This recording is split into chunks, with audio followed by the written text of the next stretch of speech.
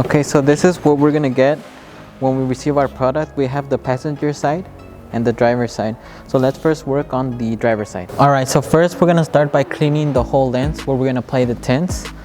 I already cleaned it. So once we're done with the cleaning and making sure it's dry, we're gonna wanna add our tack solution made of alcohol and water. So you wanna start spraying where the tint will go. Essentially, we're gonna start with this. So it's pretty simple to tell which one it is. So this one is for the inner side, and then this one's for the outer side. So we want to make sure that we also spray the tints, also our finger, so then we won't get any of the oils onto the tints. Spray it down with our tack solution. Now we want to start by placing this so this won't get in the way. So we're going to start first by aligning the bottom part. Now I like using the lights of the Challengers as a guide, and it definitely helps. And so what we want to do is we want to make sure that we align the bottom part. Now when it comes to how much it should be sticking out, it should stick out enough so it barely touches the other side. And so once we have that, let's get this out of the way. We're just gonna squeegee.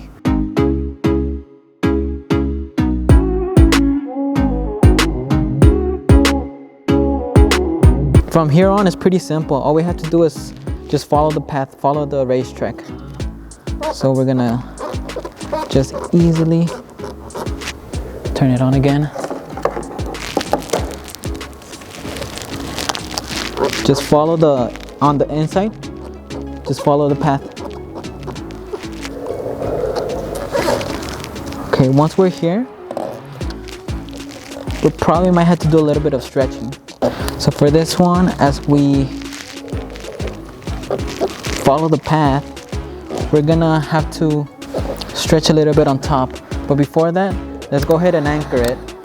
Now what I like using is a heat gun, but we could also use a hair dryer as a substitute. So what we're gonna do is we're gonna add a little bit of heat and then apply some pressure, trying to squeegee out all the water using our finger. Okay, it's pretty much anchored. So now let's follow the path. And so for this one, as we follow it, we want to also make sure that it's not going downwards. We want to make sure that it also has enough film to cover the top.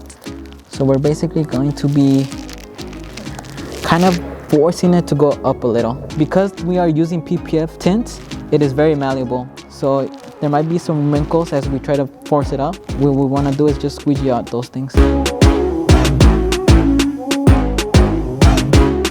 Now that we work the inside and it's all pretty much bubble free and it's pretty anchored, we're gonna start by placing the film down. Now we start on the curved side because this is the most difficult part. So once we get that down, we could pretty much just start laying down the rest of the film, both on the bottom and on top.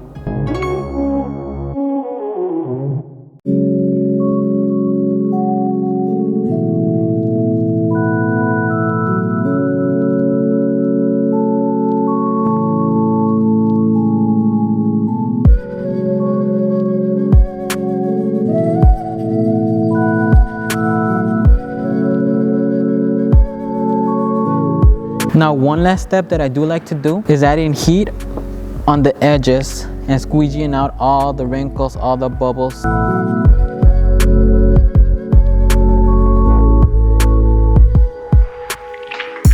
The last step is we're gonna trim off the excess. So you wanna grab an X-Acto knife and start trimming the edges.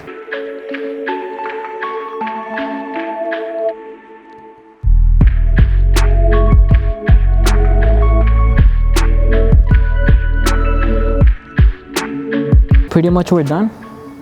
Now on to the next one.